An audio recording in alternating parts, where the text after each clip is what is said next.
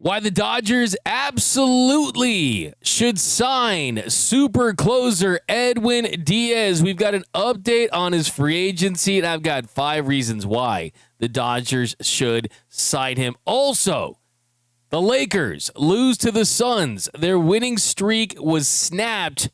And what was LeBron James doing disrespecting J.J. Redick? Giannis Antetokounmpo did something very interesting on X that has Lakers fans exciting. How badly do the Lakers need to make a trade? And is there someone out there that makes a lot of sense that no one is talking about? Also, UCLA has a home run hire with their football coach. I can't believe it. Is it possible Bob Chesney is the guy? Who is he? Why is he the right fit? And the Rams, they need to make some quick changes. They want to get back to the top spot in the NFC. Oh, also, I'm paying up a bet that I made with you, the audience of the LA Sports Report. That's coming up next on the LA Sports Report.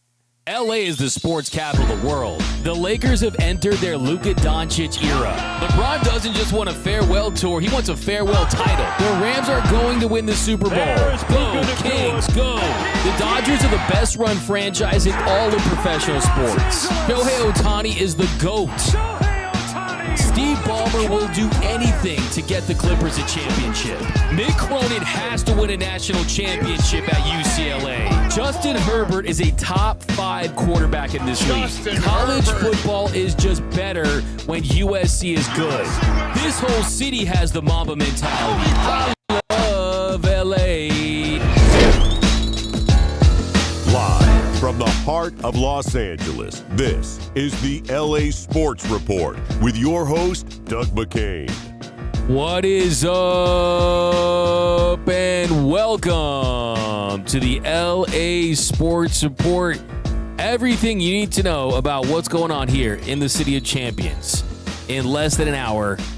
It's the fastest growing LA sports podcast and show on YouTube. Hit the subscribe button, hit the notification bell. If you want to support every episode, hit the like button, drop a comment down below. We are now officially available wherever you get your podcasts, Apple, Spotify, wherever you listen to podcasts. You can find us at the LA Sports Report with Doug McKain. I am your host, Doug McKain. I've covered LA sports for over a decade, 24/7 sports, Bleacher Report, SI, Dodgers Nation, also do sports radio for Westwood One, and this is the LA Sports Report. We've been working on this for months and months. We've got off to a really great start, already over 4,000 subs, getting close to 5,000, more giveaways. Drop a Luka Magic down below. Once we hit 5K, we're giving away another Luka Doncic Lakers jerseys. You're going to find all the Lakers talk over here. And before we get into the first topic, we're going to talk to Edwin Diaz. Got a little update since my last episode of the other show I do. Well, I owe you guys a bet because USC, they boat raced the Bruins like I thought they would. And yes, as a UCLA alum, I don't own a USC jersey. So this is the best I can do right now. Here's my Reggie Bush USC jersey. You guys can take a pic. There you go. We'll bump some Troy here. We got the Fight on music for the USC fans out there. For the podcast listeners, I'm wearing a digital USC Reggie Bush jersey. Kudos to the Trojans. And we're going to talk UCLA and USC a little later. But now let's switch gears. There, it's over with. There you go. Hey, I saw Reggie Bush so many times growing up at the Collie, at the Rose Bowl. Still the most electrifying college player I've ever seen, ever. I don't think anyone will ever come close to what Reggie Bush was in his prime. But let's talk some Dodgers to get into the show. And we're going to pick up on a conversation about Edwin Diaz. Now, the Dodgers, they have a need for a closer. They have a need for a high-leverage reliever. You need to go out there and bring in someone that you can trust that can get those final 3 outs. They lost out on Devin Williams, who is now a member of the New York Mets. And the best name that is available, the best name that will be available, is Edwin Diaz. There is no doubt about that. Edwin Diaz is the best reliever that's going to be available. He's a super reliever coming off an incredible season with the New York Mets. But the issue is the price tag. How much is he going to cost? And it's not just financial. It's the fact that if you do sign Edwin Diaz, who the New York Mets offered a qualifying offer to, well, you would have to give up draft pick compensation. You will lose international free agent money, and then you're going to be paying him $20+ million for 3 to 5 years at 110% tax rate because of the surcharge, because the Dodgers have been repeat offenders of the CBT for 4 seasons now.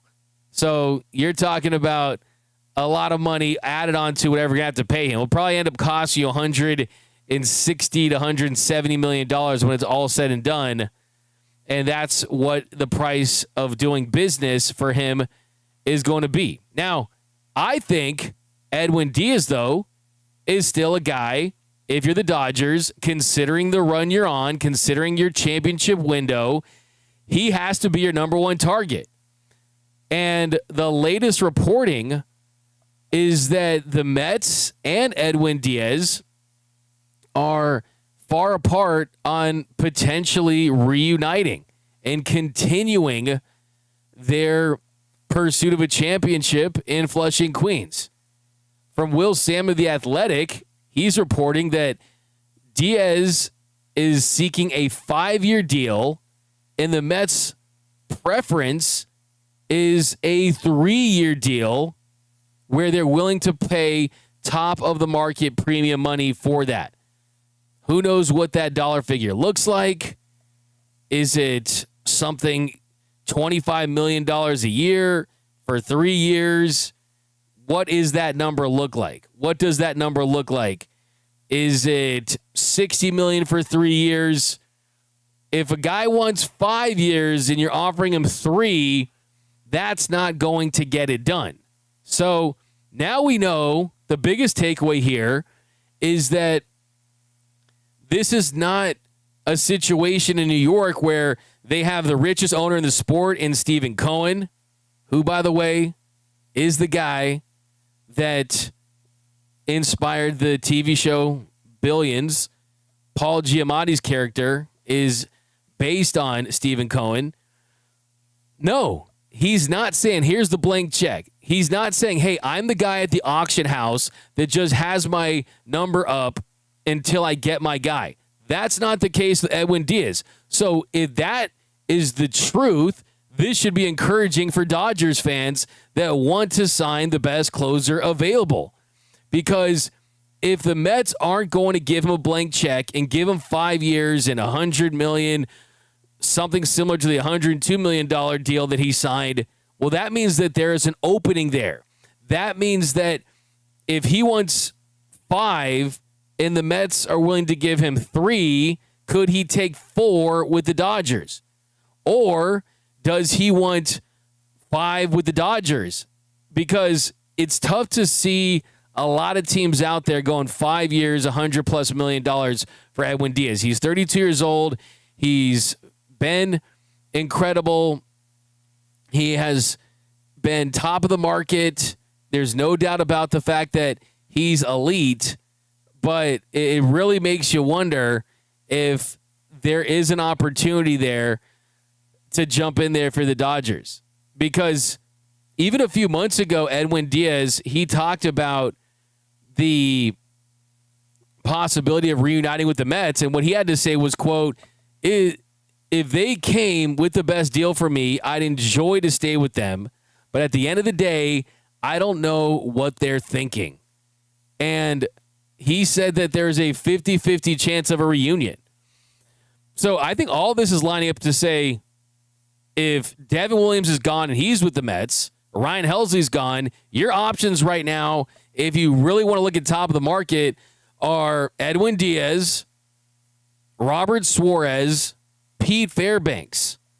Who's the surest shot of all those 3 guys? It's Edwin Diaz. You do not want to go cheap on certain things. The last thing you'd want to do for the Dodgers is watch Edwin Diaz go to the Mets and have to face them in the postseason, and he's a reason why you don't come back late in the game, or he's a reason why you're not the best team that you can be. So I'm looking at this and saying, hey, sure, you have to give up a draft pick. Sure, you lose international bonus pool money. But the truth is, you're not going to use those assets to get anyone like an Edwin Diaz for a role you need him to play.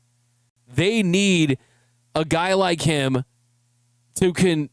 Like Tanner Scott, could he bounce back? Sure. Not a guarantee. Roki Sasaki is not an option as your closer. They've already made that very clear. Dodgers president Brandon Gomes has already said he will not be the closer next season. And if you were to bring in Edwin Diaz and he would perform like he did this year, where he was absolutely elite across the board, a 38% strikeout rate, 99th percentile, a 1.63 ERA, we're talking absolutely elite numbers. And the Dodgers, look, the truth is, you can't skimp on stuff. You really can't. You really can't. Look, the truth is, you don't want to cheap out. I just came from a cruise. I'm obsessed with the Titanic. Why did the Titanic sink? The Titanic sunk because the ship, it grazed the iceberg on the starboard side of the ship. And because of the fact that it grazed the ship the way that it did, the rivets on the side of the ship popped off, and the bulkheads had no chance, and the water filled up, and the Titanic sank. Why did those rivets pop off the way they did? Well, that's because when they built the Titanic, it was the most luxurious ship they've ever built. You had everything you could ever want, the decor, the marble, the statues, the artwork. Everything was first class, but the reason why it sunk was because instead of getting the steel rivets, the grade 4 ones that are considered the best of the best, they got the wrought iron rivets, which were grade 3, which were considered good, and the Titanic sunk because of it. So, hey, I look at it this way. You already made all those things happen for the Titanic, right? I mean, you look how that ship was built. It looked like a masterpiece. You had so many incredible things in there. You already invested so much money in it. Why cheap out at the very end and get the wrought iron rivets that made it sink? So my point is, you already invested in Shohei Ohtani and Yamamoto and Freddie Freeman and Mookie Betts and Tyler Glasnow and Blake Snell and all these elite players. Why go to the second or third tier just because it's a reliever, right? The truth is, look at last season. Don't tell me, oh, it's just a reliever. You don't want to spend big on a reliever. If they didn't have Roki Sasaki step up, they would not have won the World Series. And he was pitching reliever, high leverage moments, closing out games. So don't tell me they don't need a star reliever. And the truth is, can Tanner Scott bounce back? I think he can. I'm going to say that he's going to be better this year because he couldn't be any worse than he was last year. I mean, led the league in blown saves and ERA almost at 5. But the truth is you're not going to get a reliever, a closer as good as Edwin Diaz at the trade deadline next year. And if you do, it's going to cost you top-level prospects. And if you are worried about losing a draft pick, and yes, the Dodgers already are losing draft picks and international bonus pool money because they're repeat offenders. But the truth is if you don't sign Edwin Diaz to the money, you're going to lose prospects that either you acquired via trade or acquired via the draft. You're going to lose those guys anyway because you have to overpay for a reliever. So I'm all in on Edwin Diaz, as you can say.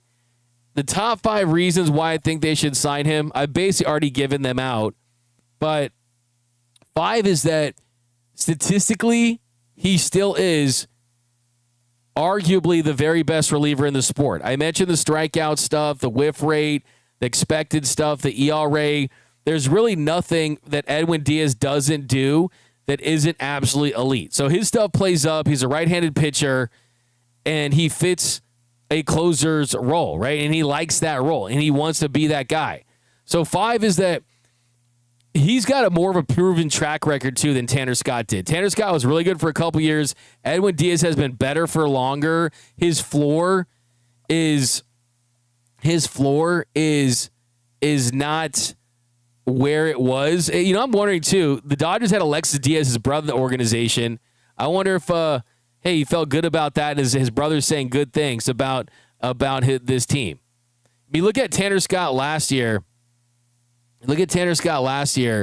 And he had a ERA close to 5. In 2019, Edwin Diaz had a 5.59 ERA in 58 innings. That was a down season. And it shows you they could all have down seasons. But for the most part, you've seen him cruising at under 2 ERA for 4 of his 9 seasons. He's had a sub-4 ERA in every single 8 of his 9 seasons. You don't necessarily use ERA to evaluate a reliever, so to speak, but still, the stuff's elite. So 5, he's still really good. 4, you need a reliever. He's your biggest need outside of another outfielder. He's your biggest need aside for kind of figuring out what's going to happen for your outfield picture from a position player side. So he fills a need for 3. It's about this window. It's about last year taking advantage of the talent that you had by going out there and signing a Blake Snell, knowing that, hey, we're going to give Blake Snell this longer-term deal. We're hoping to get 2 or 3 elite years out of him. Same thing goes with Glasnow. Same thing goes with Teoscar Hernandez, kind of on a short-term window. It's about this next 2 to 3 years with this group. 2, it's we can't have happen what happened last year. And that is overly rely on starting pitching in October. If you want Yamamoto's arm to fall off, then use him again like you did this year. 200-plus innings, pitching on short rest in the postseason, going on back-to-back consecutive days in the World Series. How many times can that happen? It's unrealistic. It was nothing short of a miracle that they were able to win the way they did, relying on their starting pitching. So last year likely will not happen again. You are going to have to get not just good, but great relievers, and one in particular that you can trust in those big moments. Just like how they won it with the bullpen in 2024, and they went out there and they got more elite starting pitching with Blake Snell, and Shohei Ohtani was coming back. They brought in Roki, who ended up being a reliever, but they brought him in to be a starter. Just like you try to fix that problem the offseason after that, you have to do that this season now, knowing that the starters, they carried the load. They got the most work done on the group project, so help them out by bringing in a star reliever so you don't have to live through that again. So it fills up that need. And then, you know what the number one reason is, other than the fact that he could help this team do something that has only been done twice in the history of Major League Baseball, and that is win 3 straight World Series titles. The Yankees did it from 98 to 2000. The A's, they did it. Just does not happen in the history of this sport.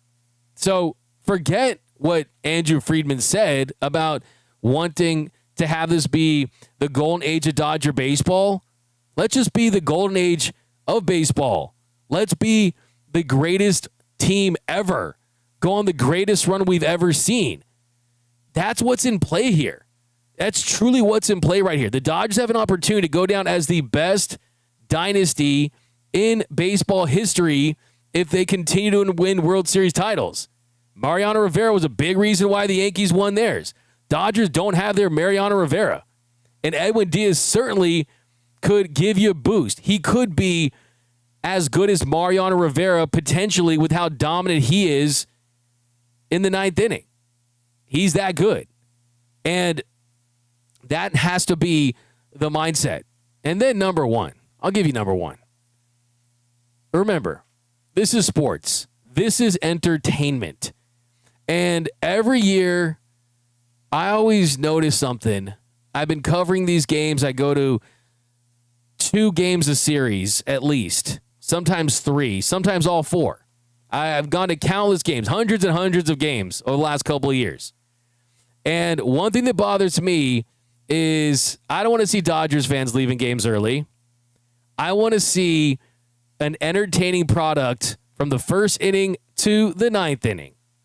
And I don't want to see the butt cheeks clenched in the 9th inning because you're terrified that Tanner Scott's out there. But also, this is entertainment. So just visualize this. You're going to a Dodgers game and you see Yamamoto start and get you 10 strikeouts. You see Shohei Ohtani get 2 home runs. Mookie gets a big double. Freddie gets a clutch base hit. Smith, Teoscar, Muncy. List goes on and on about the offensive explosion. And then what's left? It's the end of the game. It's the final 3 outs. And if that goes to Edwin Diaz, that would be absolutely electric. Imagine Edwin Diaz running out onto that Dodger Stadium crowd, and everyone's going crazy. You've got the Timmy the Trumpet. People are losing their minds. I mean, who doesn't want to see that? Like, we haven't had that kind of electricity in a while. And yes, Bailey Roki was awesome. It really is. But look, that it's a non-starter because he is not going to be a closer. He is not going to be a closer. That is not happening. You can't expect it. If he's a closer, something very wrong happened. Something very wrong happened if Roki Sasaki is closing games for the Los Angeles Dodgers next season. And you don't want that for him. But just imagine this. Imagine it's the 9th inning and those bullpen gates open at Dodger Stadium and you get to see this.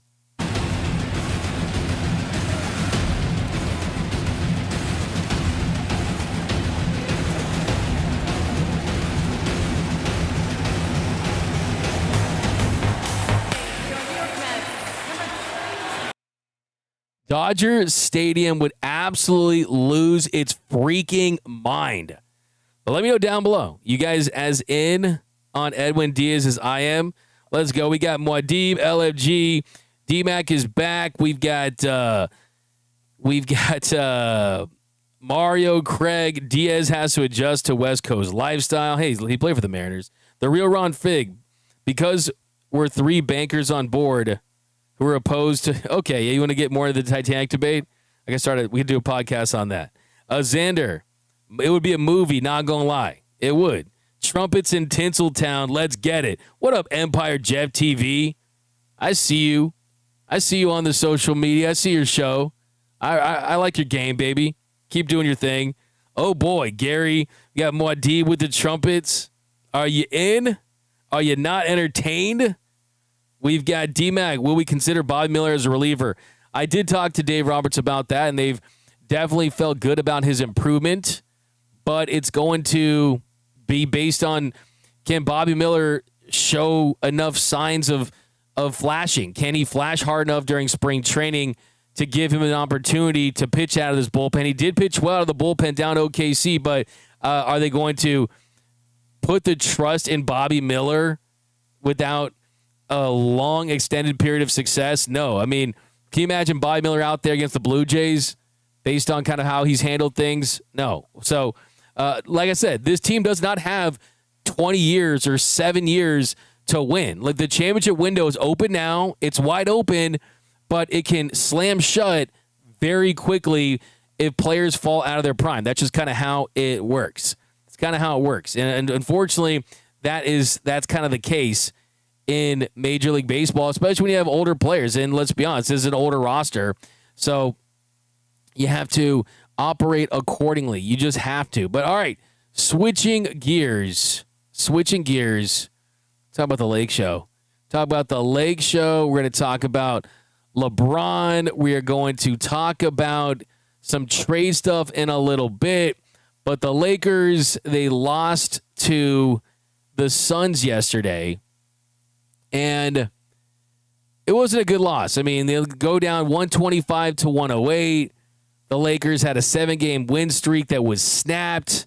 Still, I think you feel good about the way that your season has started. You feel good about the way that this team has gelled with Luka Doncic and Austin Reeves. And look, Rui's played better this year. I think DeAndre Ayton has been an absolute revelation for them. And they're sitting at 15-5. That's the second seed in the Western Conference Finals. And I guarantee you, even the most optimistic Lakers fans, I don't think that they would have had the Lakers through 20 games right behind the Oklahoma City Thunder. Yeah, Thunder ridiculous. 20-1. It's going to be tough to catch them. But still, to be the 2 seed in the West, you feel good about that.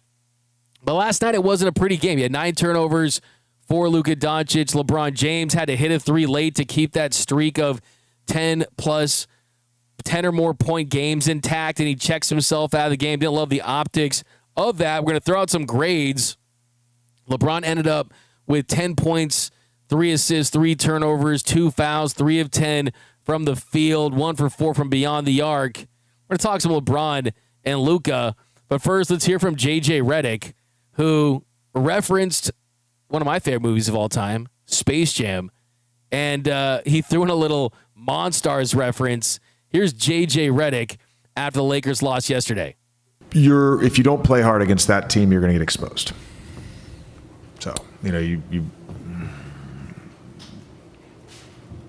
multiple times in the first half, we have a numbers advantage in transition on the defensive end, and guys just run by us. We talked about matching their physicality. Didn't do that to any extent at any point in the game. Maybe there's brain fog from 3 and 4 nights. I don't know. I don't remember ever talking about going under versus lasers and Gillespie's making threes and Royce O'Neal's making threes going on. It's just, I don't know. It's a weird sort of thing. It really is. It's like the Monstars taking over the people that you've grown to coach, and they're not doing anything that they normally do. It's weird. The basketball gods reward you, and they Also punish you. And so in the moments when we had a chance to be rewarded, we didn't do what we were supposed to do, and we got punished. And that was throughout the game, not just a singular moment. So those are one of the most frustrating losses of the season, especially considering the streak that they had put together. You had no energy, no motor. Yes, you're playing close games together, and that always hurts you on the back-to-backs. But still, 16 points off of turnovers. You end up losing by 17, and you end up getting punked by Gillespie and Brooks. That's just not a good look optically from this Lakers team. Not a good game for the purple and gold, but Luka Doncic, give him credit, stepping up and taking accountability. And it was not a good game for Luka Doncic, even though the points might say it was. He had 38 points, 11 rebounds, 5 assists, but 9 turnovers, goes 15 for 26 from the field, 3 for 8 from beyond the arc.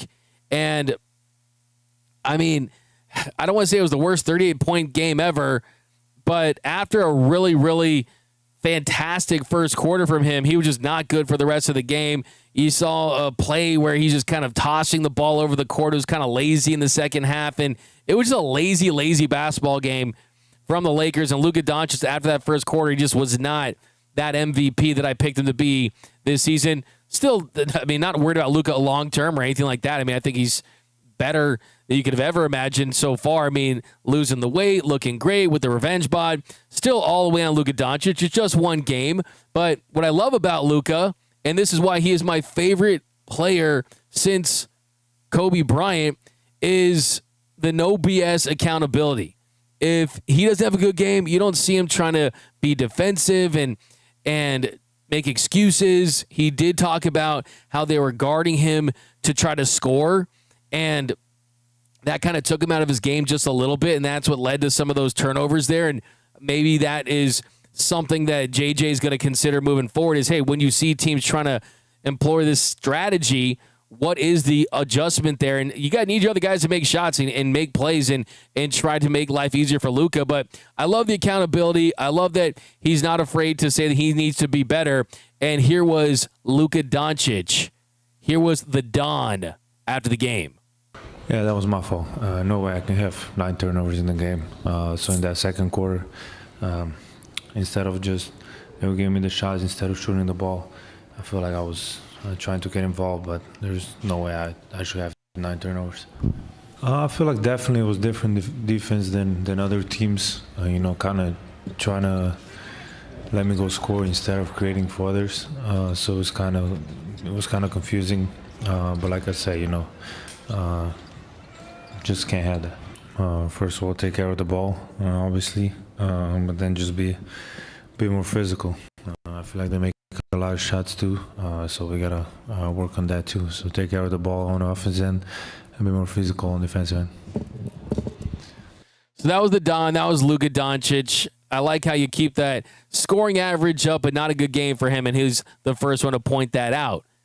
But now we'll talk about LeBron James. And it was LBJ's 5th game back, and he goes 3 for 10 from the field. 10 points, 3 turnovers, 3 assists in 31 minutes, and now in 5 games averaging 16.5 points on 49.1% shooting. And it's still early. He still has to get his legs underneath him. He still needs the conditioning, and it's going to take some time. I mean, the dude is pushing 41. It's already ridiculous how long he's been in this league, dominating the way that he has. But last night it wasn't the performance, which if we're going to throw out a grade, you got to give it an F. And you got to give him some leeway. You got to give him some time because he missed the entire preseason, missed almost the first month of the season, so he's still working his way back into the mix. But he was the guy that didn't play on Sunday. He didn't have to play back-to-back games. And for the guys that were impacted by it, it was very evident LeBron should have been fresh as possible and given them a better effort. But as LeBron said, hey, he's old. He said it himself. Yeah, it's called old. Speak about it, part. You get it. You understand. I'm old. You understand. Wake up with shit that you had the night before, Sure. Yeah, I get it. I totally understand. And the fact that he's played as many minutes as he has, and he's arguably the best player of all time. Him and Michael Jordan, that's really the argument, right? But it was a play that really, really bothered me yesterday. It was a play that really, really annoyed the crap out of me yesterday. And that was late in the game when the Lakers are they're still trying to execute, still trying to do anything they can to be productive and get in this game. LeBron James over there chumming it up and talking and smiling and laughing with the Phoenix Suns players while J.J. Redick is trying to run a play. And it was so bad that J.J. Redick had to call a timeout. I mean, just look at this angle. Gave a little bump, and Gabe went flying, and he stepped back and knocked down the jumper. And I know Laker fans, this is about as bad as it gets when Brooks is the guy doing damage to the purple and gold. 27 assists for Phoenix on 39. Lakers want a timeout, and the officials don't see JJ out on the court. 49 seconds left in the third, so the second and third quarters have basically belonged to the Suns.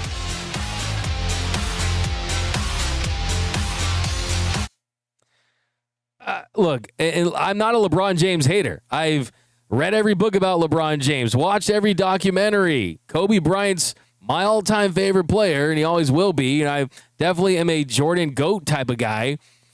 But this is really not about, let's hate on LeBron. This is disrespectful to your coach, J.J. Redick. It truly is. Not only do you have to call a timeout, but you're still over there laughing and chumming up with a team when you're trailing the way that you are.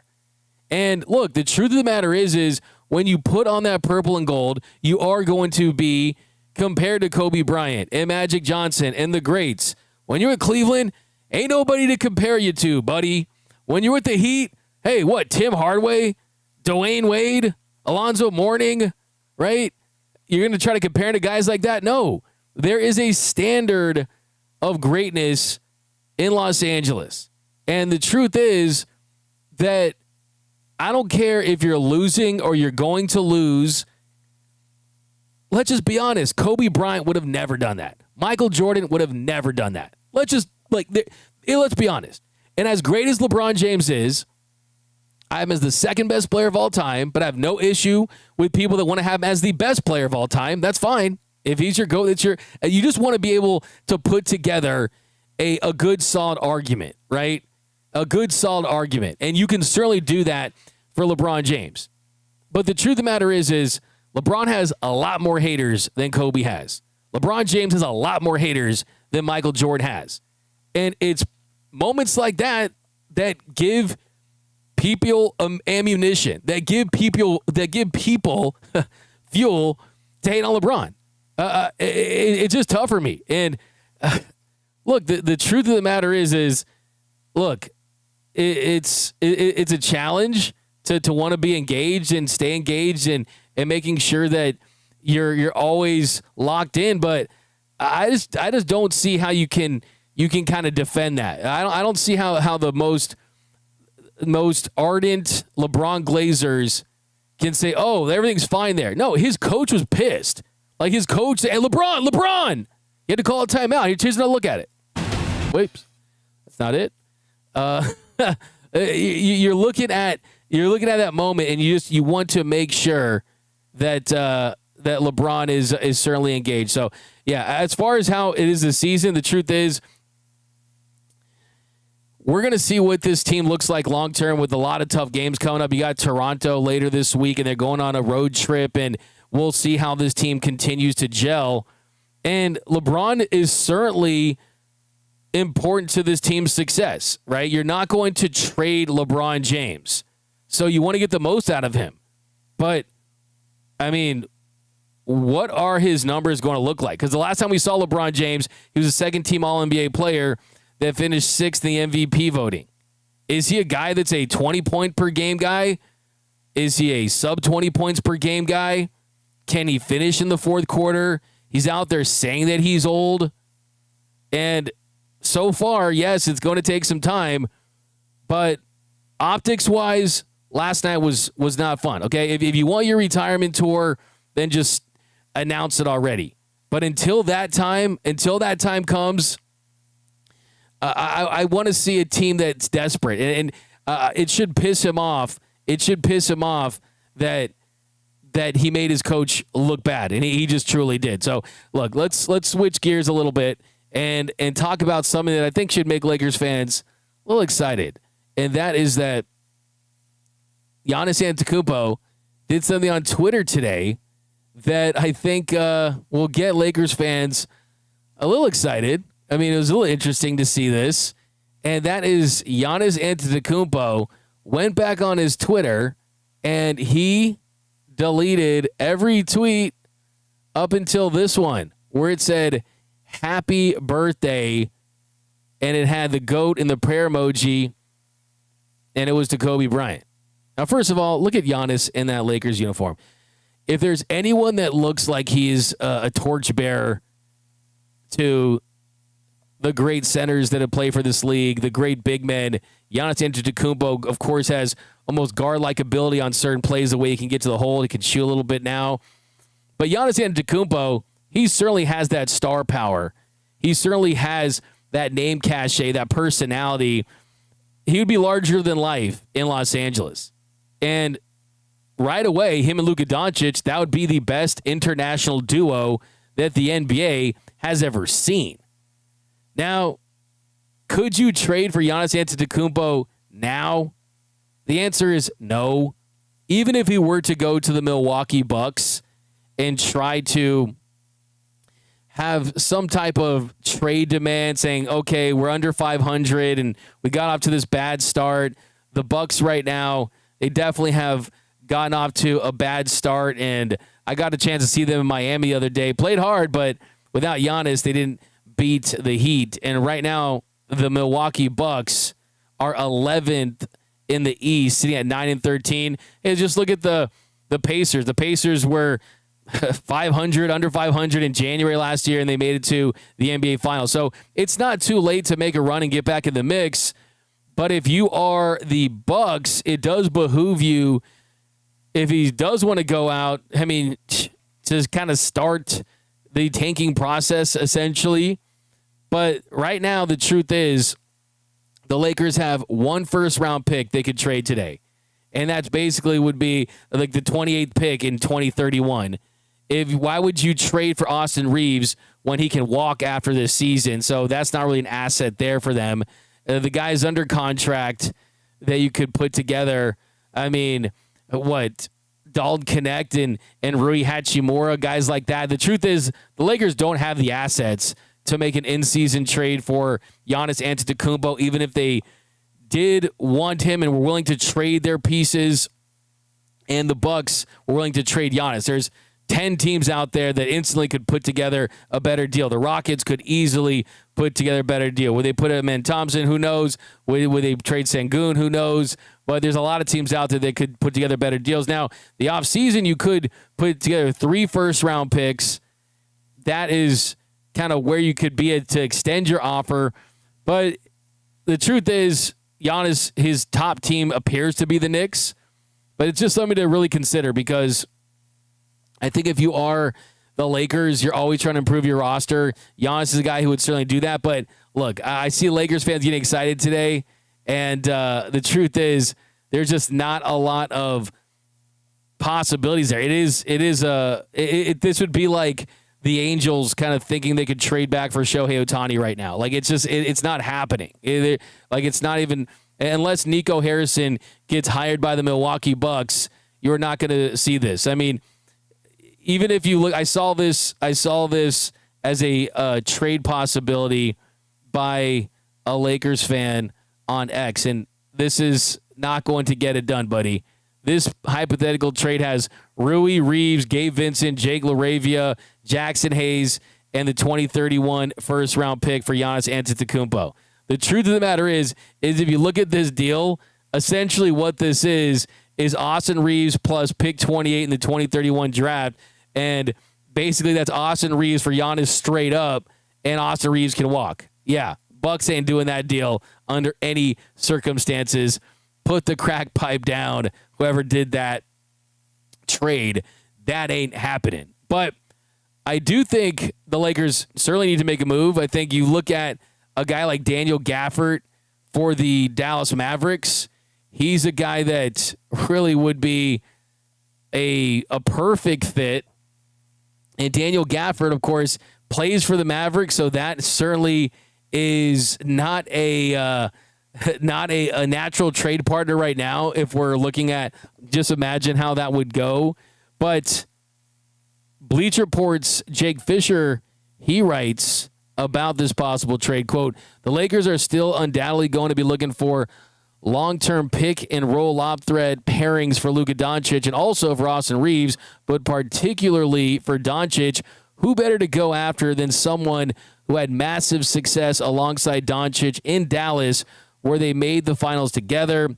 His contract is quite manageable to trade for compared to a Domantas Sabonis at $40 million. For example, Daniel Gafford is a guy that you could go after." So Fisher, he laid it out where Gafford's contract allows him to be trade eligible because he signed a 3-year, $54 million contract extension with the Mavs in July, and it doesn't start until 2026 and 2027. So the contract is structured to make sure you can move him and not include that standard 6-month no trade clause that a higher value extension would activate. So this gives the Mavericks some optionality, some flexibility to move him and secure a guy that is one of their most important front court guys. Now, you have to get past the whole Lakers-Mavs thing, but Fisher go on to say, but I think at this point the Lakers are still going to also be in a little bit of a wait-and-see mode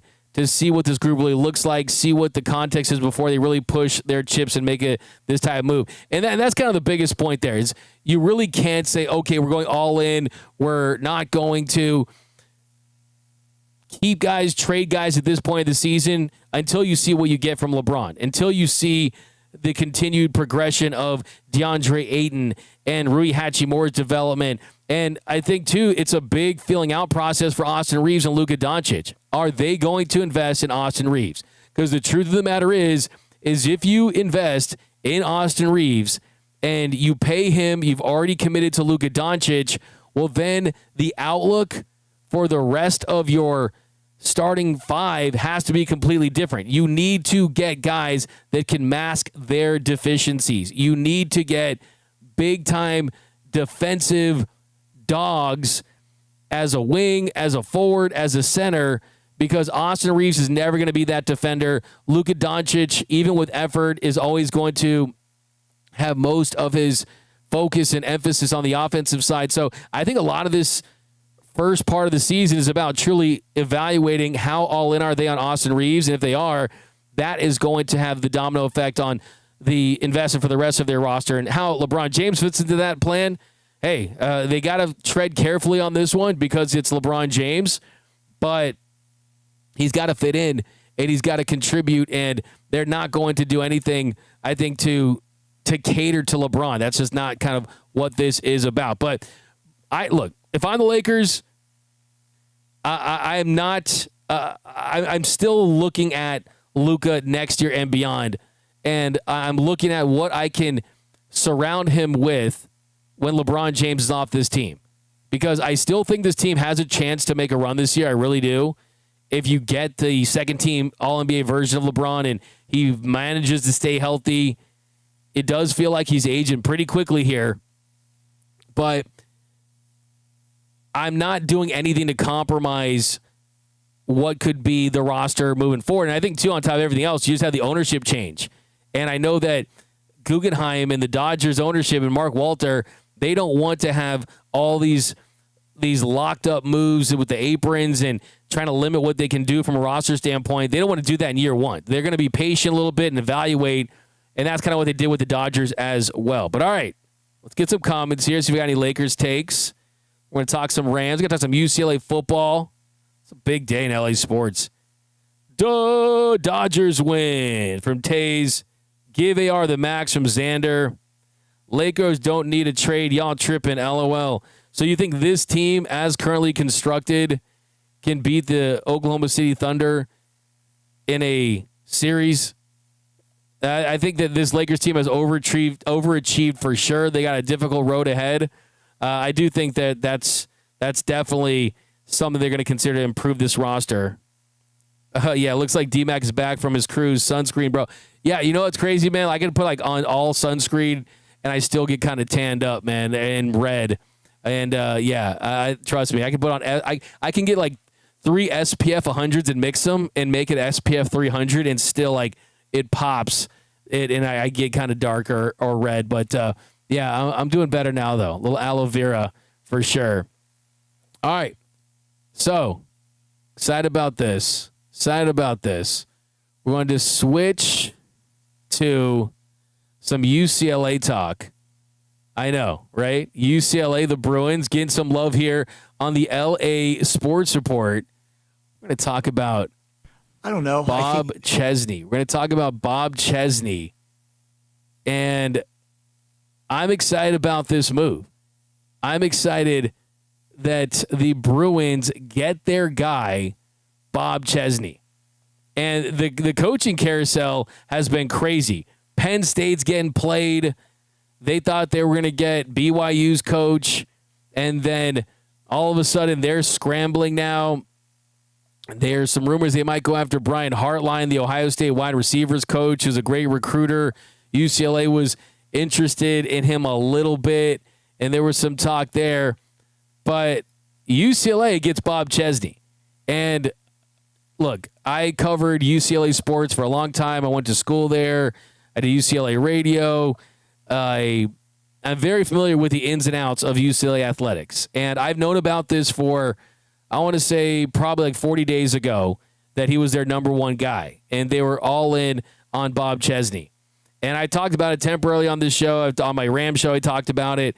And the first reason why I think this is a great move for UCLA is they got their number one target and a guy that's currently coaching in college football and leading a program to current success. He's got JMU as the best team in the Sun Belt.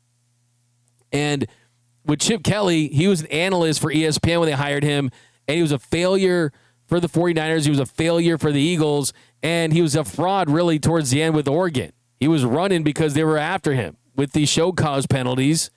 That Oregon team had a great staff. He had Phil Knight backing him.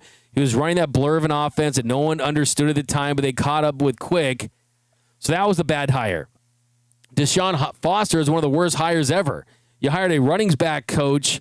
Yes, he was a UCLA legend. I respect Deshaun Foster, but you hired a guy that no other major college football program would even consider as their head coach. Think about how insane that is. At UCLA, you hired a guy that no one would hire. Bob Chesney was hot.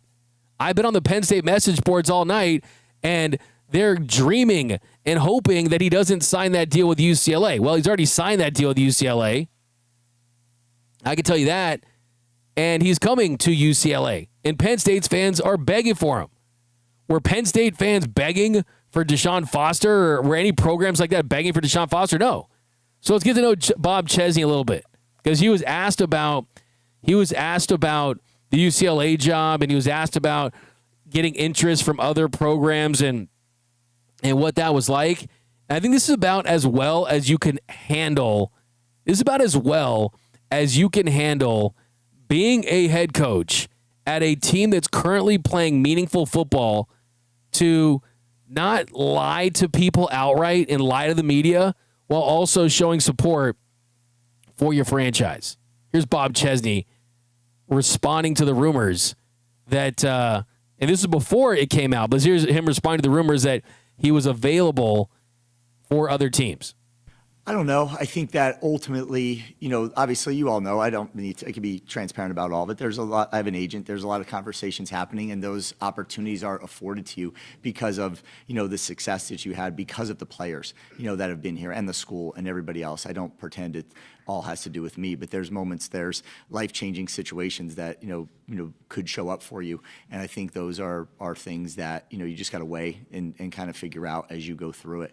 But yeah, I think that, worrying about next year at this exact, people have a lot to say, and there'll be more, as jobs open and close, and there's not a lot left. Like, people have a lot to say about a lot of things. And ultimately, to me, what matters the most is that we're focused on this game, this championship game right now. What you're talking about is next year, right? And next year will have its time and place to talk about next year. I think right now we should be talking about this championship game and the playoffs and the run that we're about to go on when we get there. Kind of going off of that, not sure how much you can share, but have there been any schools that have come calling that maybe at this point you've already said no to or closed the door on? Yeah, there's been a whole bunch. Yeah, a whole bunch. And I think that, again, I don't want to make this, let's not make this about anything other than we're hosting a Sun Belt championship game here at the end of the week for the first time in school history. Let's make it about that. Let's talk about next year when that moment presents itself. I mean, bravo. That is how you handle those types of questions. He didn't shut it down, didn't say I'm staying here, didn't lie. He handled that the right way. Love the hair, love the charisma. Definitely get some Sean McVay vibes. Not because he's young. He's 48 years old. McVay was 30 when he became the head coach of the Los Angeles Rams. But the overall energy, the passion, and a little more on Bob Chesney. He's a Pennsylvania native, and he has won everywhere. So winners win. And that's one of the reasons why I really love this hire, is because winners win. And if you look at his history from D3 at Salve Regina, D2 Assumption University, then FCS Holy Cross, he turned them into a high-level program in that world. He's 20-5 at James Madison University. He's 131-51 overall as a college head coach in 16 seasons. At Holy Cross, he led them to 4 of the 6 FCS playoff appearances in the school history. He reached 4 in a row from 2019 to 2022. He led the Crusaders to 5 Patriot League titles. And I think for UCLA, the most important thing about this is that he has an appreciation for a school like UCLA, right? I mean, academically, you got to be able to handle it. You have to recruit a certain player that is going to have to buy into that a little bit. He bought into the Big Ten. And what I've been told is that he had an extremely detailed plan.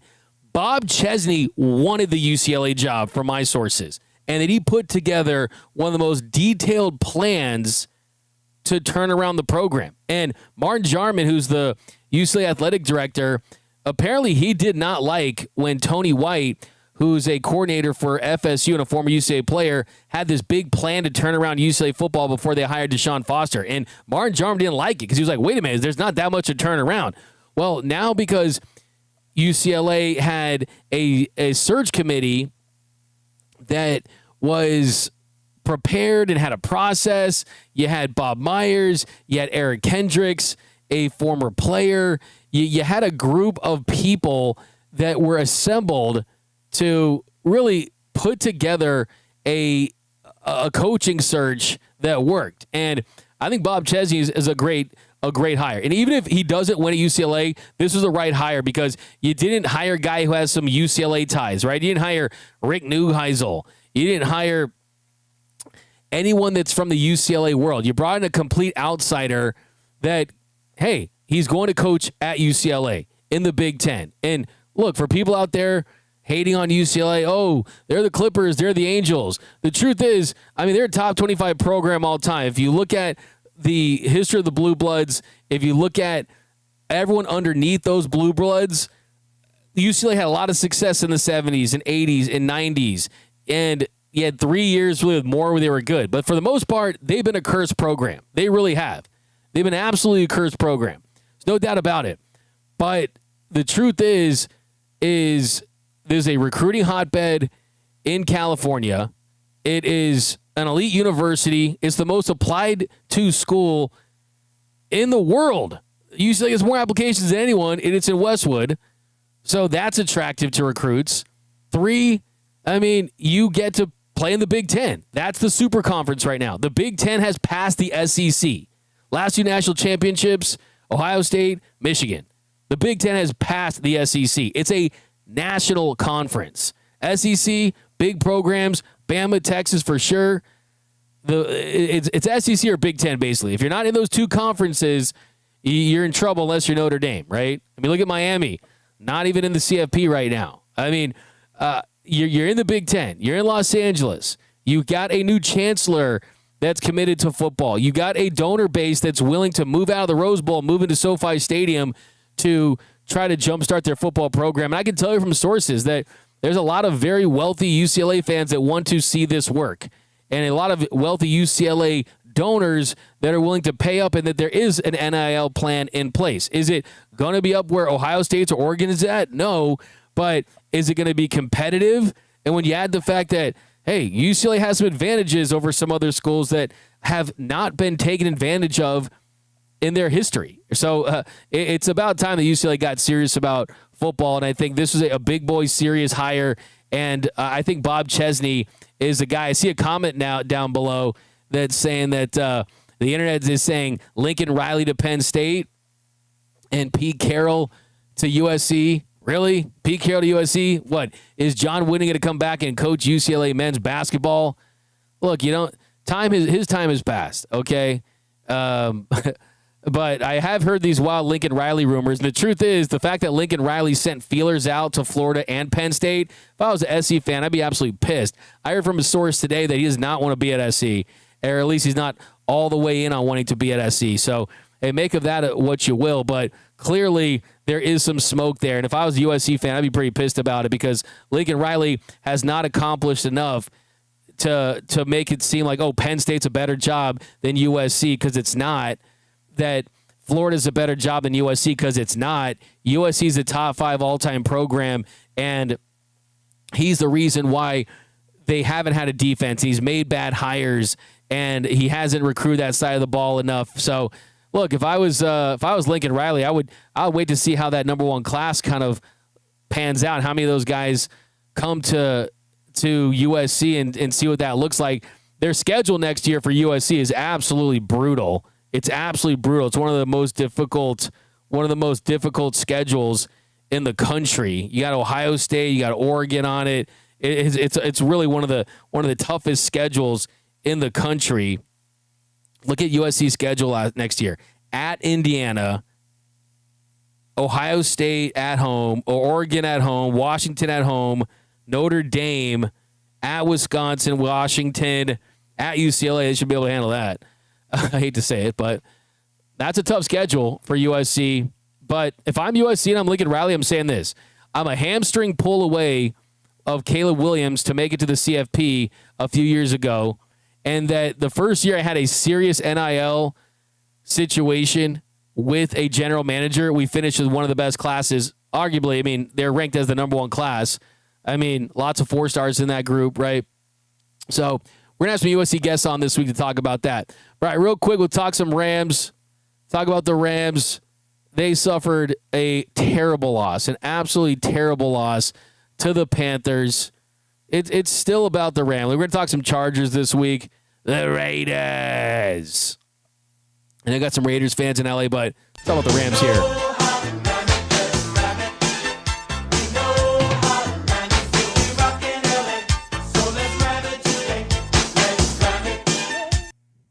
So the Rams, they lose to the Panthers 31-28.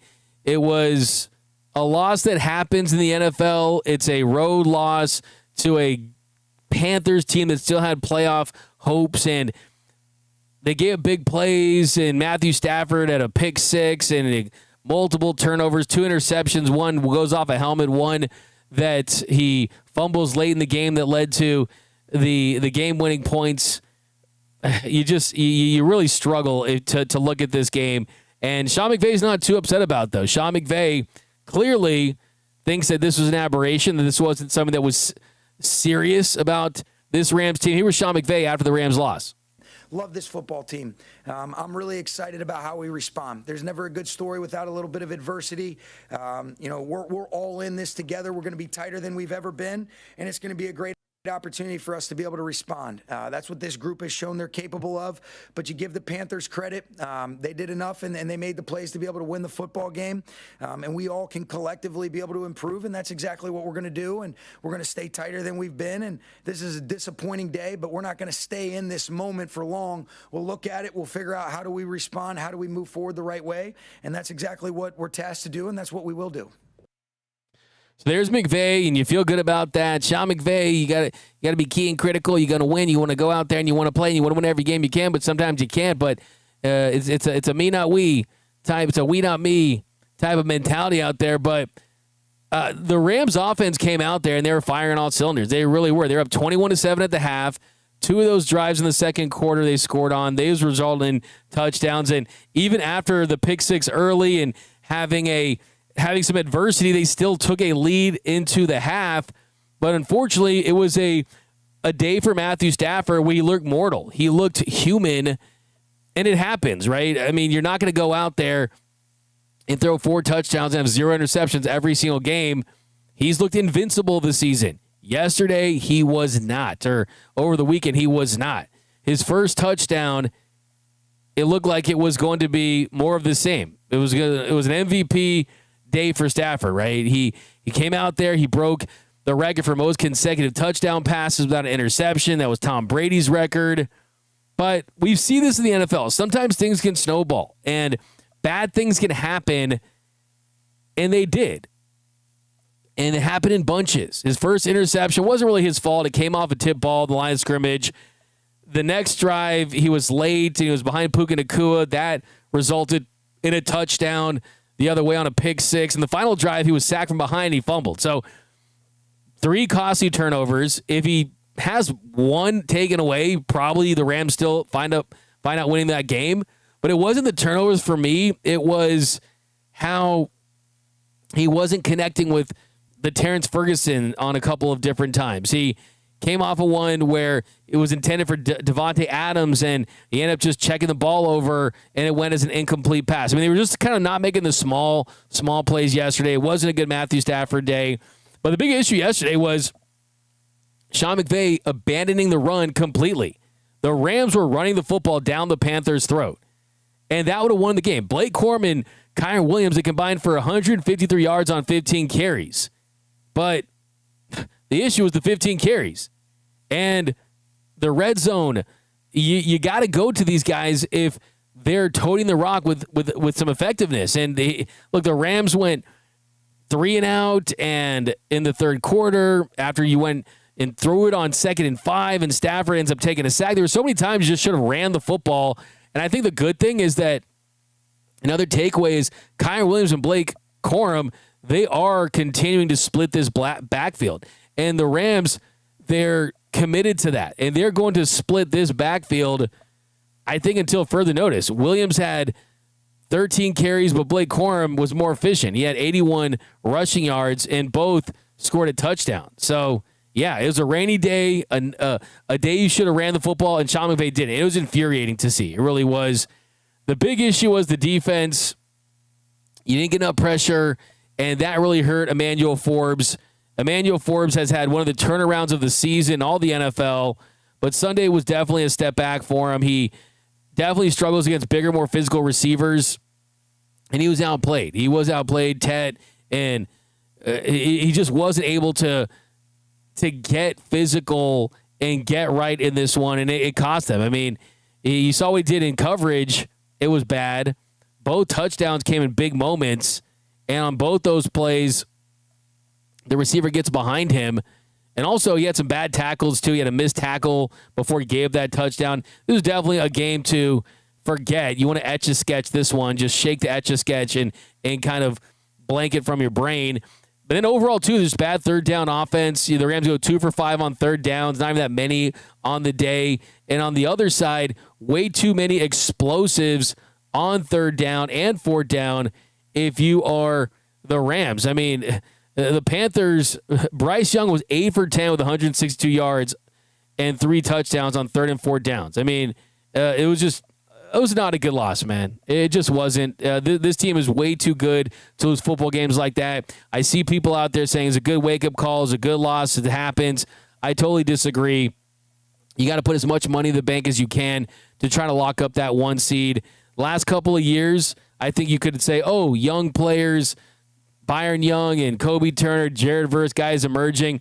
Well, this team is already good enough to avoid losses like this. And, yeah, you got to pin this one on Stafford. You got to pin this one on Sean McVay. But I still believe this Rams team. I really do. I think they have as good of a shot as anyone to win the Super Bowl right now. I really do. But the road to getting the number 1 seed just got a lot more difficult because the Bears right now are on that top spot. But, all right, let's get some more comments here. A little longer episode of the LA Sports Report today. We're going to be back Monday through Friday. Hello, D-Mac. We don't need Diaz. Should rebound against the Cardinals. I agree. All right, guys. Pete Carroll should come back to USC. Yeah, I think that's not a good hire if I was USC to go and pick up a Pete Carroll. I really, really don't. I really don't like that. By the way, we'll end the show today on something I saw, a pretty wild tweet that the Dodgers, you look at their run. By the way, they did awesome backstage Dodgers, but this is from Dodgers Muse. This is your reminder that the Los Angeles Dodgers had more wins in the month of November than the Las Vegas Raiders, the Washington Commanders, the New York Giants, and the Tennessee Titans.